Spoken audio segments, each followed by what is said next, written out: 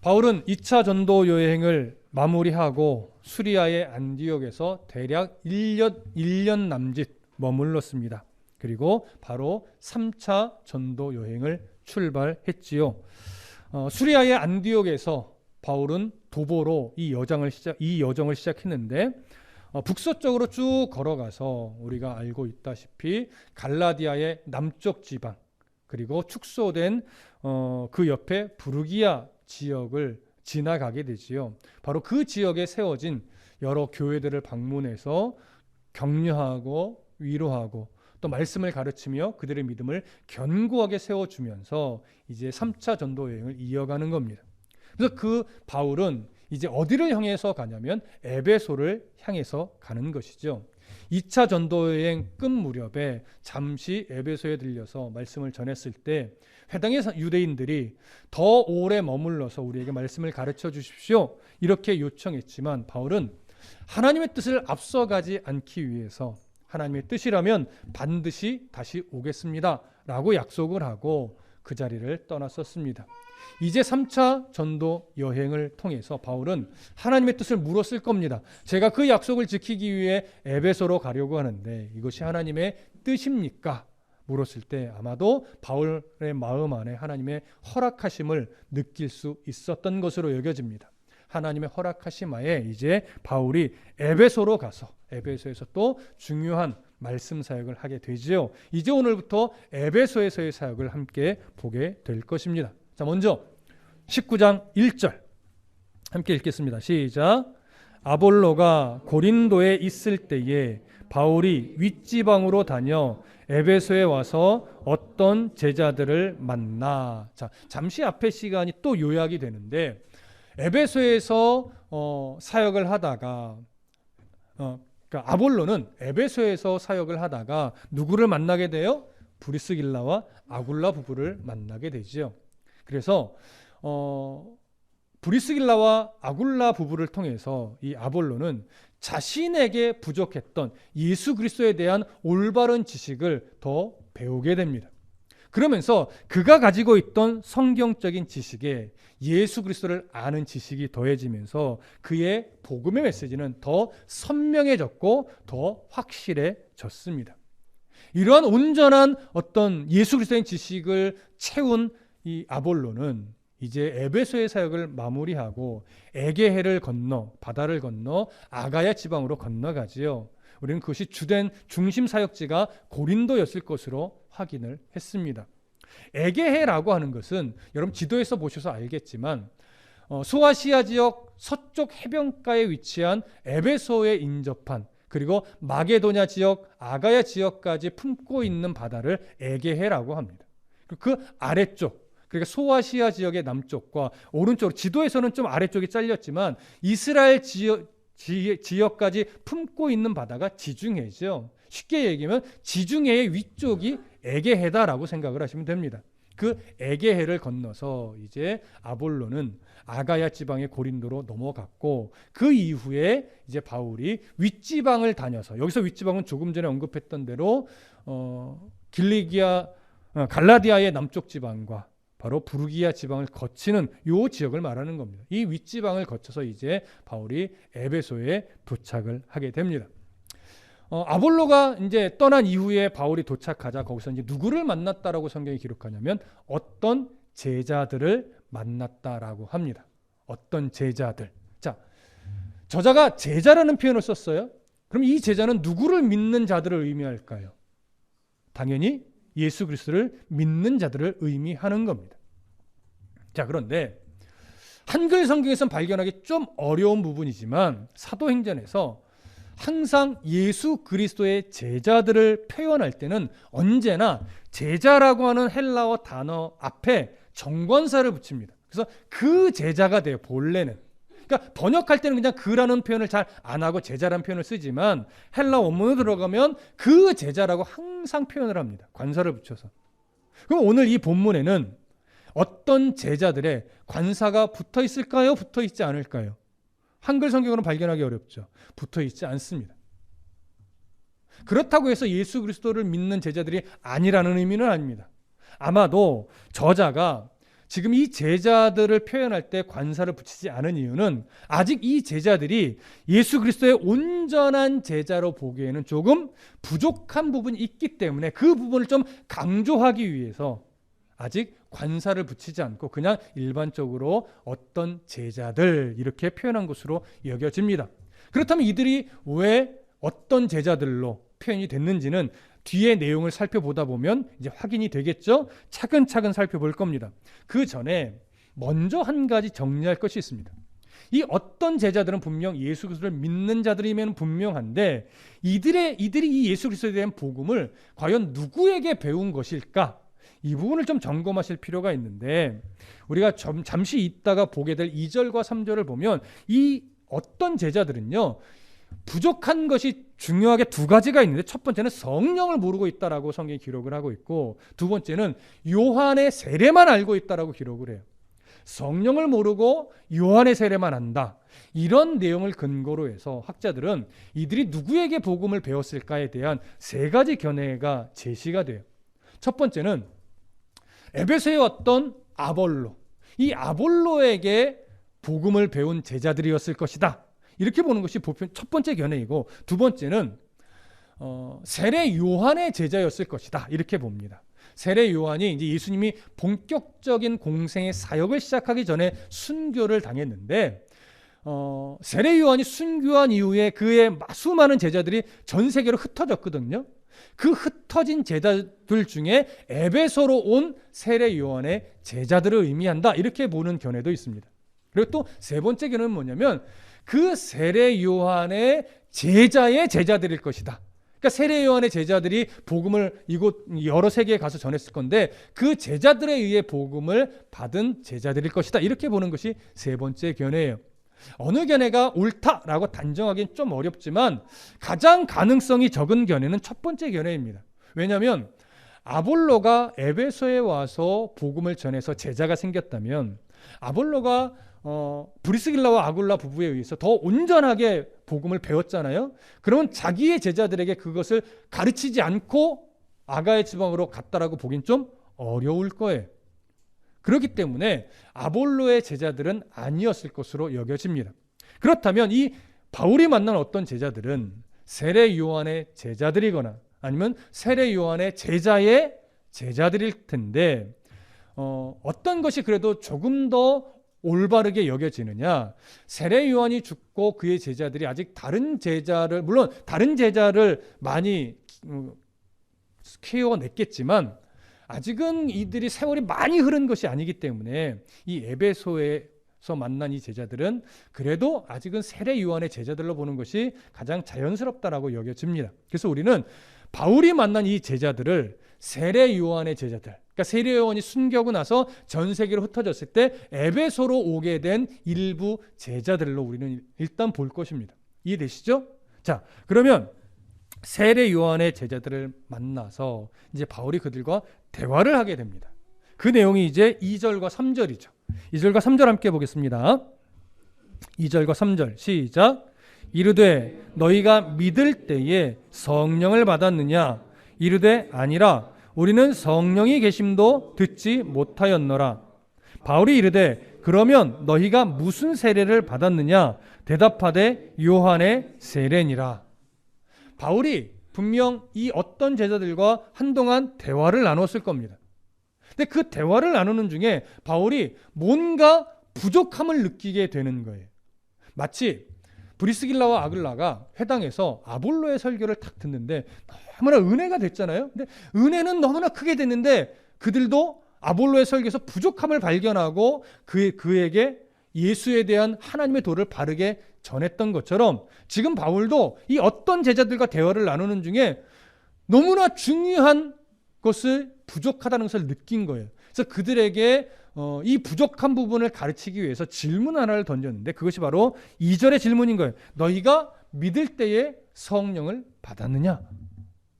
근데 이 제자들의 반응은 뭐예요? 우리는 성령이 계심도 듣지 못했습니다. 이렇게 반응을 해요. 자, 그러면 이 제자들은 세례 요한을 통해서 성령에 대해서 전혀 배우지 않았다는 얘기일까요? 성령이 계신다 이런 것 자체를 모른다는 의미일까요? 이런 그렇게 보기는 어렵죠. 왜냐하면 세례 요한도 제자들을 가르칠 때 성령에 대해서 가르쳤기 때문입니다. 그 증거가 어디에 있느냐? 마태복음 3장에 나오지요.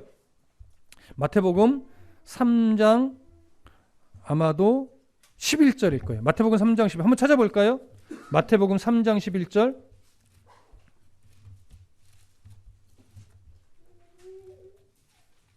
마태복음 3장 11절. 자, 찾으셨으면 함께 읽겠습니다. 마태복음 3장 11절 시작.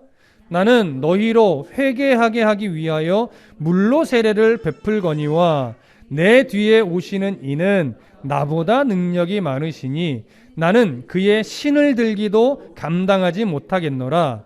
그는 성령과 불로 너희에게 세례를 베푸실 것이요. 아멘. 세례 요한은요 분명하게 구분해서 가르쳤어요. 나는 지금 너희에게 세례를 베풀지만 이 세례는 회개를 위해 베푸는 세례일 뿐이고 내 뒤에 오시는 이 메시아 그분이 오시면 그분을 통해서 어떤 세례가 주어진다? 성령과 불로 세례가 주어질 것이다.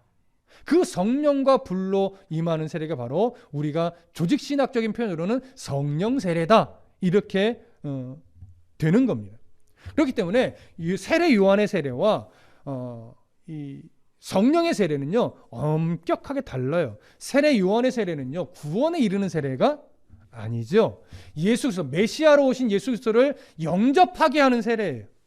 구원에 이르는 세례를 준비할 수 있도록 마음의 회개를 일으키는 세례일 뿐이고 예수님이 오셔서 성령이 임함으로 말미암아 우리 안에 주어지는 성령 세례는 이제 구원에 이르는 세례예요. 예수 그리스도의 십자가 구속을 우리에게 적용시키면서 우리 안에 있던 우리를 올무잡던 모든 죄책에서 해방시켜서 천국 백성이 되게 하는 구원을 이루는 세례가 바로 성령 세례이죠.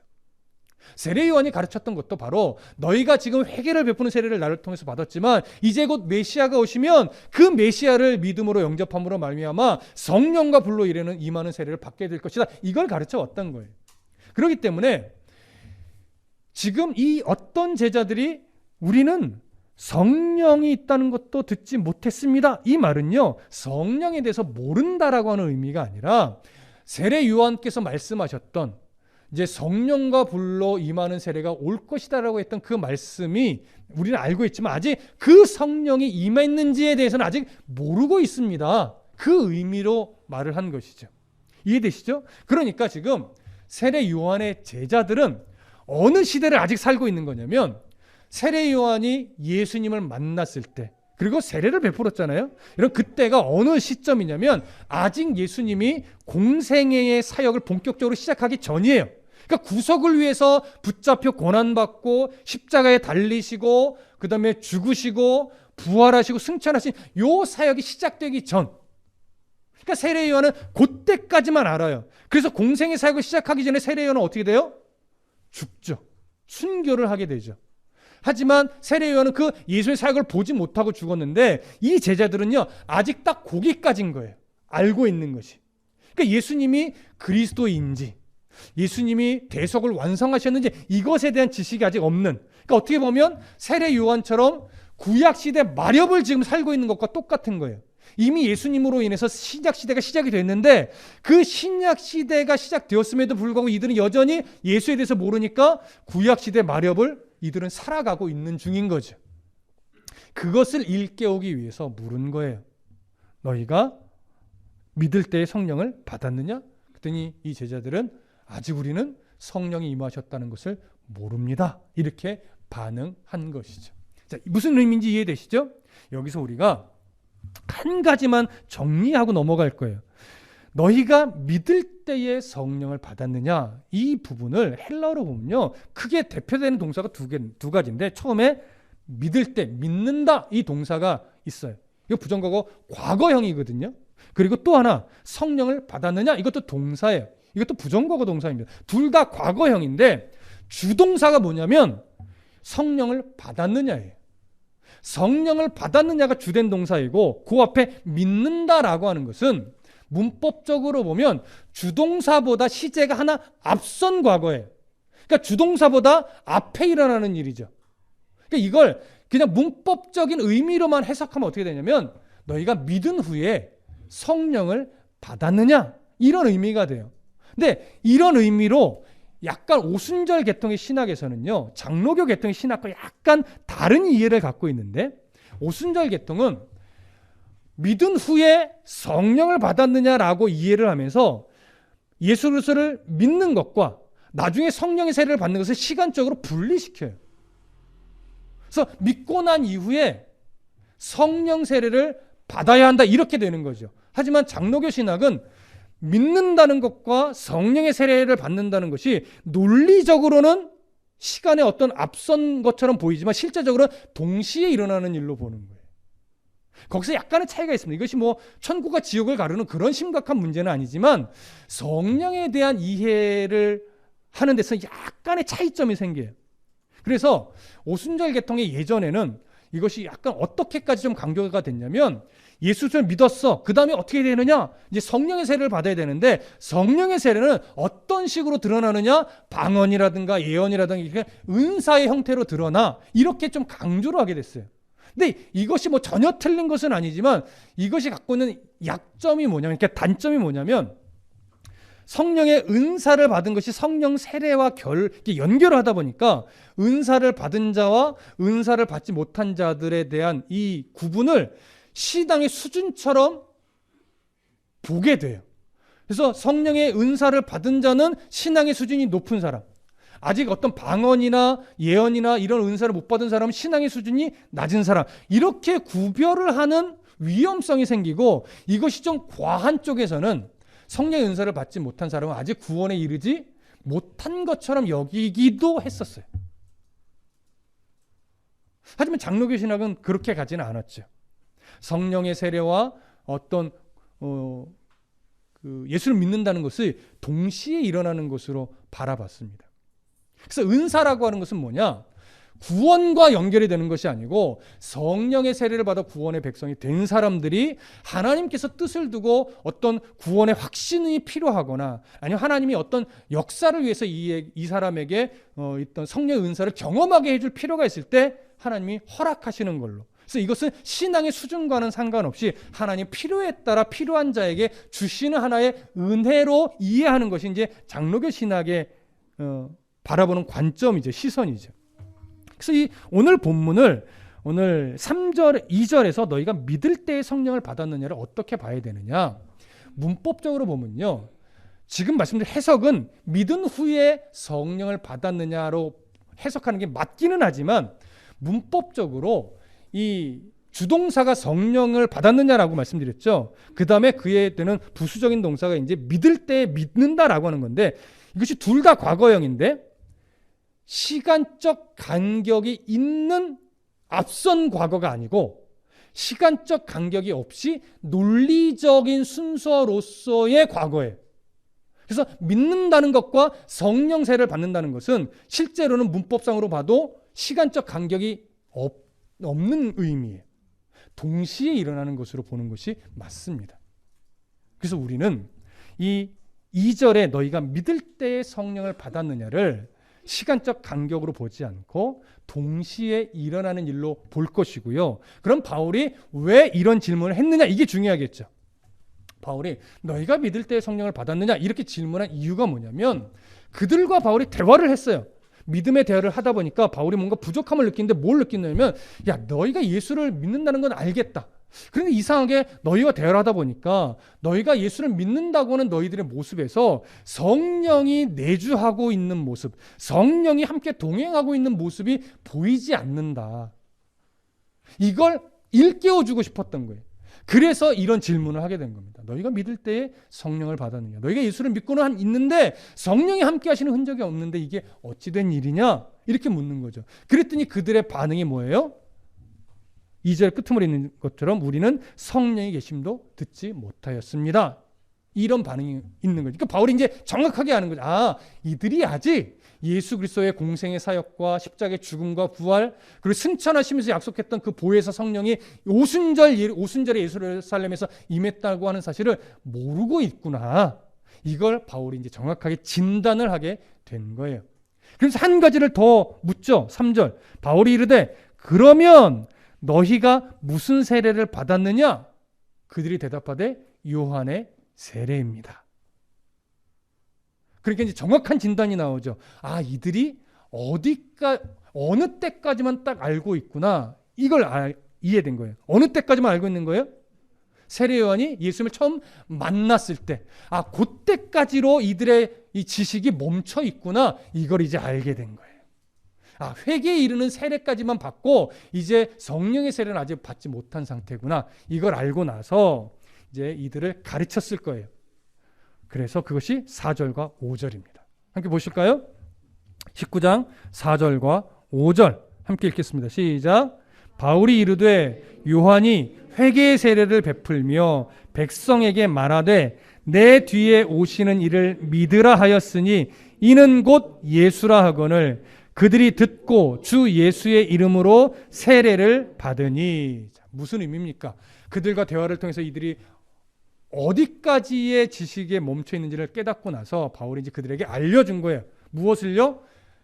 세례 요한이 죽음 이후에 그가 말했던 예수, 메시아이신 예수가 이 땅에 본격적인 공생 사역을 하셨고 십자가에서 우리의 죄를 끌어안고 죽으셨고 죽음으로 끝나지 않고 3일 만에 살아나셨으며 부활하신 예수님이 이제 하나님 나라에 승천하셨는데 승천하실 때 약속했던 보혜사 성령이 오순절에 예루살렘에서 이미 강림했고 이제 예수를 믿어 세례를 받은 자는 그 안에 성령이 임하여 내주하게 돼서 이제 성령과 동행하는 시대가 시작되었다. 이것을 정확하게 알려준 거예요. 마치 브리스길라와 아굴라가 아볼로에게 이 사실을 설명하여 가르쳐 주었던 것처럼 바울이 이 사실을 정확하게 가르쳐 주자 이 어떤 제자들이 어떻게 했대요?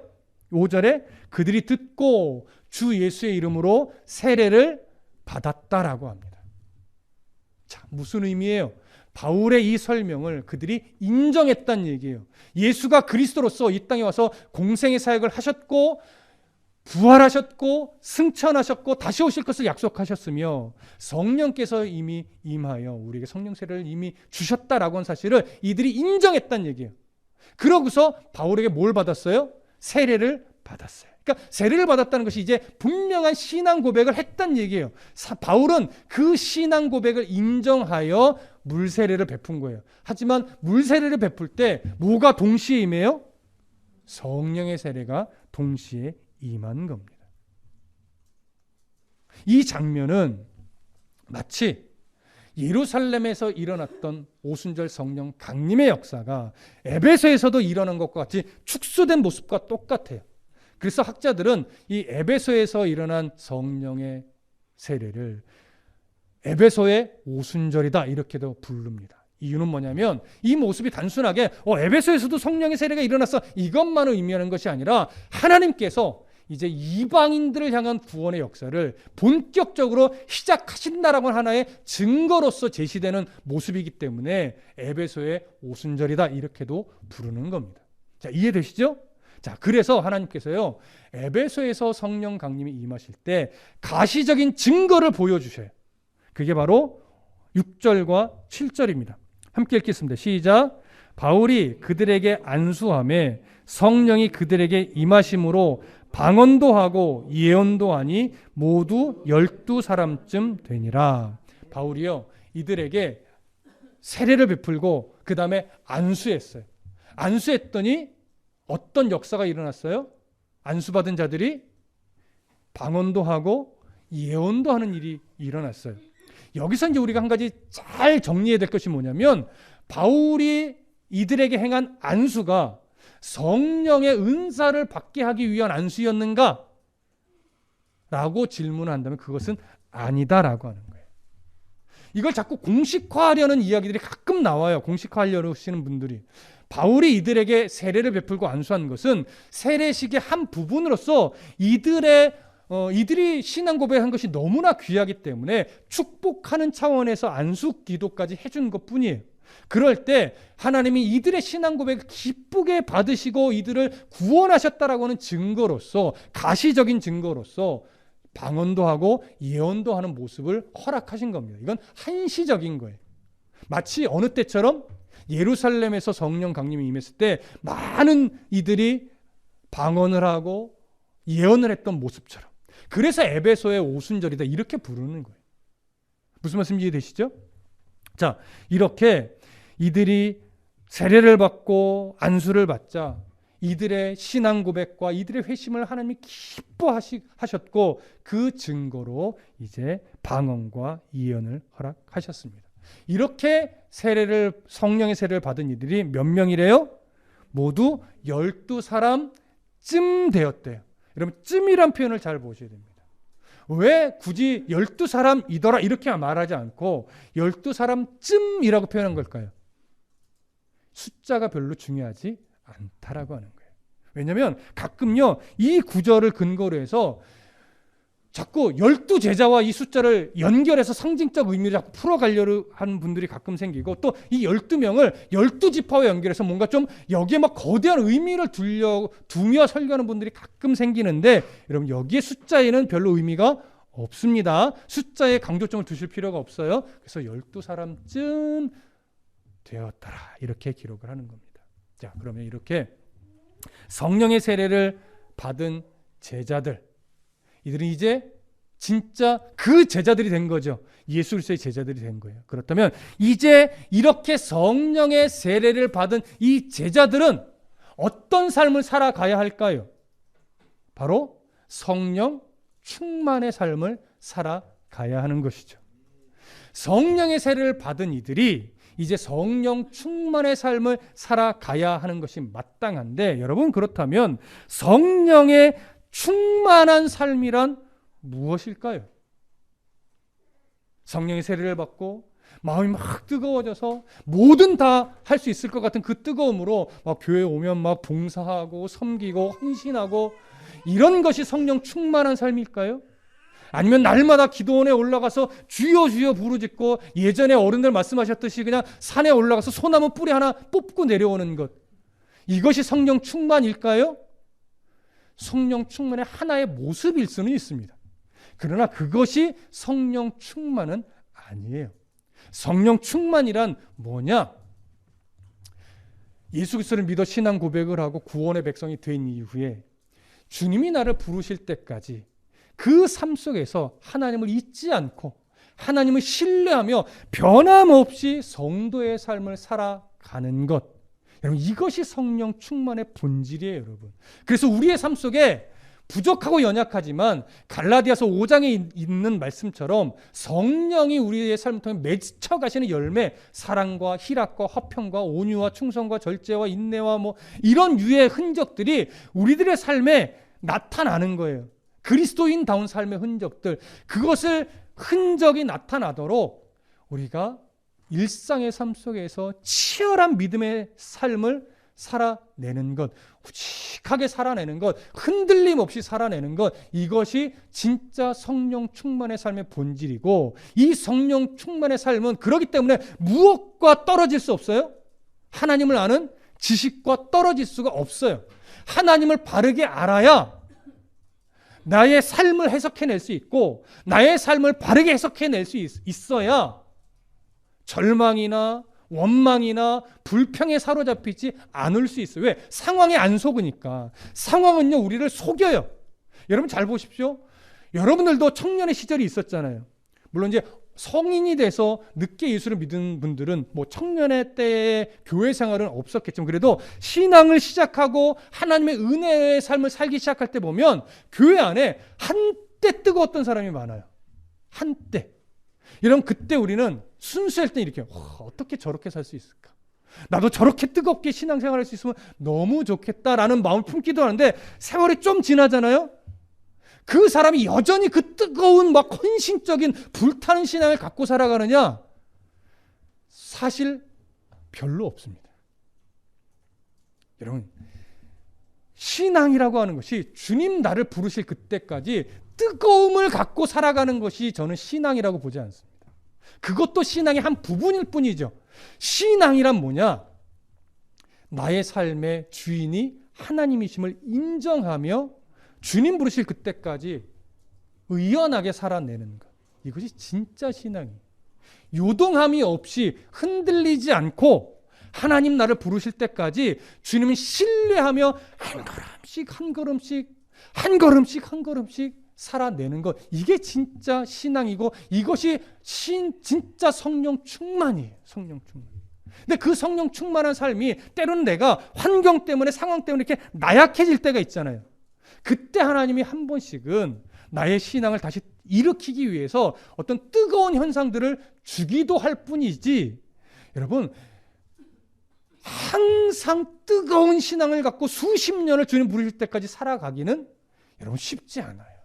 그리고 그것만 의지하다 보면 신앙이 병들어요. 신앙은 뜨거운 게 아니고 신앙은요 꾸준한 거예요. 그게 진짜 신앙이에요. 꾸준한 거, 변하지 않은 거, 흔들림 없이 요동하지 않고 말씀이 가르치시는 대로 내가 아멘 하면서 기적과 같은 현상 없어도 주님 신뢰하며 한 걸음씩 계속하여 가는 것, 이것이 진짜 신앙이고 이것이 성령 충만의 본질이며 우리는 이러한 삶을 살아내야 하는 겁니다.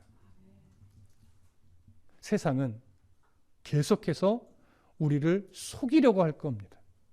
어떻게 속여요? 하나님도 널 버렸어. 이렇게 속이기 위해 온갖 상황으로 우리를 몰아붙입니다. 하나님은 너에게 은혜를 주실 마음이 없어. 이렇게 속이기 위해서 여러 가지 상황으로 우리를 계속 몰아붙여요. 그것이 사단의 전략이에요. 성령 충만한 자들은요, 말씀에 근거해서 성령 충만을 갖고 있는 자들은 어떻게 반응하는 거냐면 그런 상황에 속지 않는 거예요. 나에게 이해할 수 없을 상황으로 몰아치는 그 속임들, 상황의 속임들, 현상의 속임들, 눈앞에 보이는 현실의 속임들이 우리를 끊임없이 엄습해 오지만 거기에 속아서 하나님을 원망하고 거기에 속아서 하나님을 떠나고 거기에 속아서 하나님을 막 저주하고 이렇게 반응하지 않고, 그럼에도 불구하고 하나님은 날 사랑하셔. 그럼에도 불구하고 하나님은 우리 자녀들을 절대 놓지 않아. 그럼에도 불구하고 하나님은 우리의 인생을 끝까지 책임지시는 분이야. 날 사랑하신 하나님은 오늘도 변함없이 날 사랑하시고 내일도 변함없이 날 사랑하실 거고 나를 부르실 그때까지 하나님은 변함없이 우리를 사랑하시는 분이시야. 이걸 진리로 붙잡고 살아내는 것, 여러분 이거만한 성령 충만은 있을 수 없다라고 저는 생각을 합니다. 성령 충만한 삶을 살아내십시다. 성령의 세례를 받아 구원의 백성 된 우리는 이제 주님 부르실 때까지 이런 성령의 충만의 삶을 살아내야 하는 겁니다. 그래서 바울이 우리에게도 묻죠. 성령의 세례를 받았느냐? 어떤 의미겠어요? 그리스도인으로서 살아가는 여러분들의 삶에 성령과 동행하는 삶의 흔적들이 있습니까? 라고 묻는 것과 똑같아요. 이걸 다시 풀어서 여러분들에게 질문을 드리면, 오늘 여러분은 성령의 인도하심을 따라 성령만 의지해서 성령으로 만족해하며 성령을 신뢰하며 오늘도 삶을 살아가고 있습니까? 이렇게 우리에게 던지는 질문일 것입니다. 성령과 진실하게, 성령과 아주 가깝게 동행하시는 저와 여러분들의 삶이 되시기를 간절히 소망하고 축복합니다. 기도하겠습니다.